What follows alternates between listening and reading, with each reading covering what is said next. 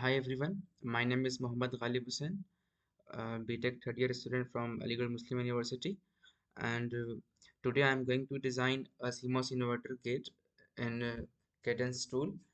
And for the tool access, I will acknowledge the Chip to Startup Initiative and Professor Mohammad Wajid of our department.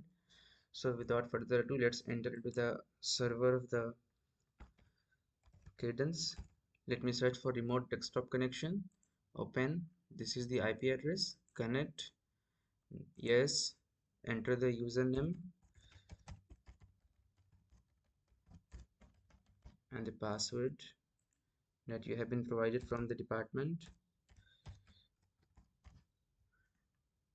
Okay, now we have entered into the Linux server, and in this server we have the Cadence access, and I'll create a new folder named with new only.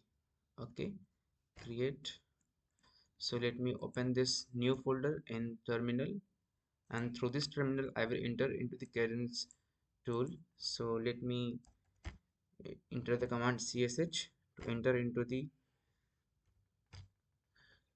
then source home cadence cssrc to enter into the chip to startup project of AMU, and then I'll give the command virtusu and enter, and this is the log file that have been popped up, which will lead us to the cadence log file, the cadence access. Now the application is open. Go to file. I'll need to create a library, so I'll create a top level library named with inverter. Here I'll click on attach on an existing technology library. Click on OK. So you can see something is being happened. Now you need to choose the technology node, so I'll be using the GPTK090 that has been provided to the department. Okay, and you can see the inverter library has successfully attached to this technology node. Now I'll go to file. Again, under that library I need to create a cell view, so let me choose inverter library, create the cell view named as inverter, let's suppose schematic. Okay, session. Now you have the schematic editor with you. You can use the schematic editor to create your design. So now let me use the shortcut key I. Even you can use this tool menu add instance option as well, but I'll be using the shortcut key I and the browse. And in this, I'll go to the library GPTK090, that is the node that I have attached to it. Go to NMOS NV, place it on the schematic. Again, click on I, and now I'll be using PMOS when we place it again aligned with the NMOS on the schematic F. Now let me do the wiring.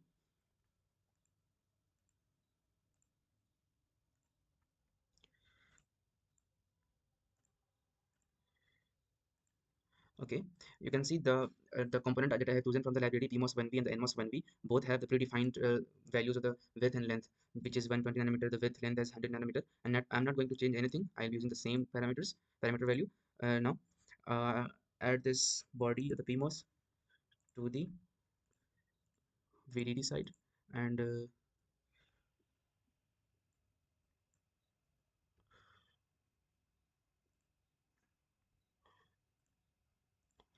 then the body of the NMOS to the source side. Now I will create the pin. We have the pin VDD, VSS, and VIN, 3 pins as input type. So first we have VDD, then we have VSS, and then we have input pin. Okay, so another pin I'll be using is the output pin. So again, use the shortcut key pin V out, change the direction to the output, hide, and the output. And your schematic is ready. Now go and save your schematic. You can see this is the basic design or the basic circuit of the CMOS inverter. The pull-up network connects up, have a PMOS, and the pull-down network has an NMOS. So now check and save. And after saving this file, you can see the command, the inverter schematic is saved successfully. So now again come to the schematic. So this is created. Now I'll create the symbol using the circuit. So go to create, cell view. From cell view, then we have the tube symbol, tool data type schematic symbol, and click OK. So now we need to choose the top pin, bottom, and right and left pin. So for left side we have the V input pin, for right side we have the V output pin, for top pin we have VDD, and for bottom pin we have VSS. Okay, click on OK. So we have the symbol editor on the screen. Click F. Now you can choose any name, the part name. I will be using, let's suppose, inverter. Let me delete this. Let me delete this also. Let me this. You can use this particular rectangular symbol as well, but for making it more realizable and realistic, I will be using a triangular symbol followed by a circle. So let me delete this also. Let me go to create the shape, the line, and I'll create a line.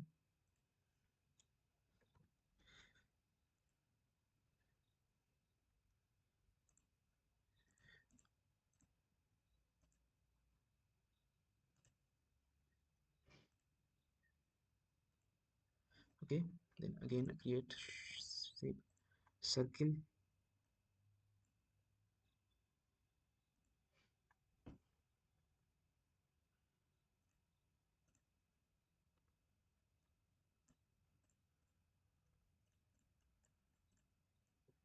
Let me move the circle.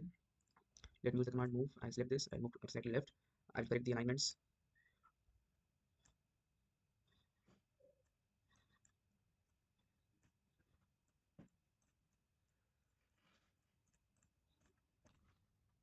So to move this, select, click M, single press and drag. So we have V out.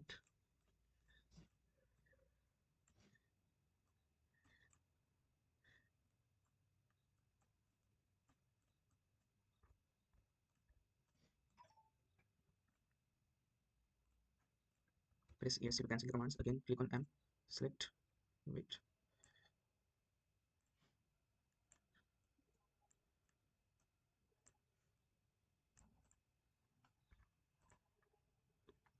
VSS on the bottom, VDD on the top, similarly V in on the left, and V out on the right. Okay, so this is how a basic symbol of inverter looks like.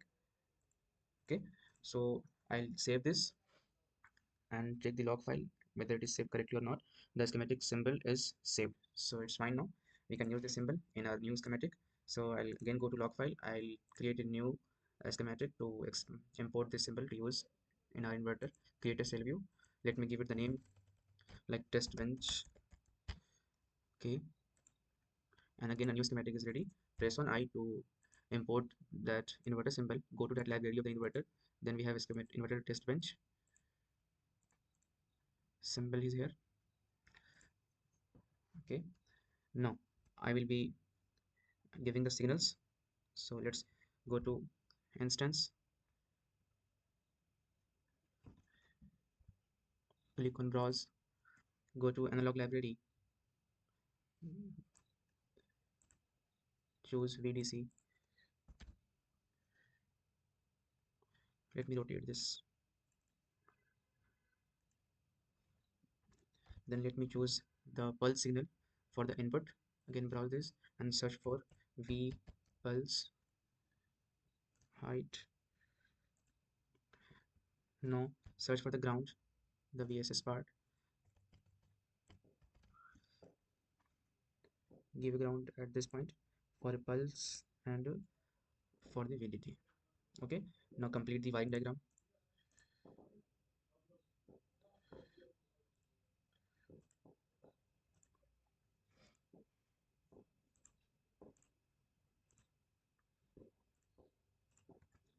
Okay, we will be using a pin named as V out and a pin or just a name for the wire. So let me choose N, the text as V in height.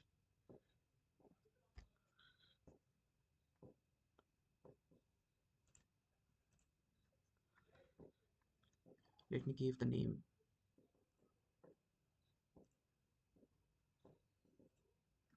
Leave it. Press F. Now we will give the parameter values for VDD. Press Q. properties menu will be open. Give the DC voltage 1.8 volt. Don't need to enter the unit, it will automatically detect it. And give the pulse. Again, press Q. Come to the voltage 2 level of the pulse, which is 1.8, the VDD value of our design. Give the period, let's suppose, let's take 30 nanosecond or 20 nanosecond is okay. Delay time, leave it for the moment. Give the rise time as 1 nanosecond. Fall time again same as the rise time, and the pulse width is 10 nanosecond, and that's okay. Okay, pulse is applied. So now I'll save the design. Click again on the save, and you can see in the log file the testbench schematic is saved. Again, come to the schematic, and now we need to do the analysis, the transient analysis and the DC analysis of the designed inverter. So let me go to launch ADL, and here click session session, go to setup, model libraries, delete all these libraries. We will be using only GPTK090, so deselect these three, click on OK. Come again to ADL analysis, choose transient. Let us do the analysis for 100 nanosecond. Moderate, apply. Come to DC analysis, save DC operating point, component parameter, select component. So select this VDC for DC sweeping. Okay, and again we need to choose what to be plotted. So go to outputs, to be plotted, select on design. So select V in and then V out, and this is ready. The net one is the input and the V out. So we will be doing, I think DC analysis not loaded properly. Let me again add this analysis, choose DC. Okay, we need to give the values. So start from 0 volt for DC sweeping to the maximum VDD we have. Let's suppose I'll take 1.8 volt, and okay, no, it's fine, transient and a DC. And now do the netlist and run. So for each time, for the very first time, if you are doing the analysis, always do netlist and run. So let me click on this, and this is the output waveform we are getting. Okay, let me change the color. For input, let me choose the color as, let's say green. Again, for this side as well, let me take the color of the input as green.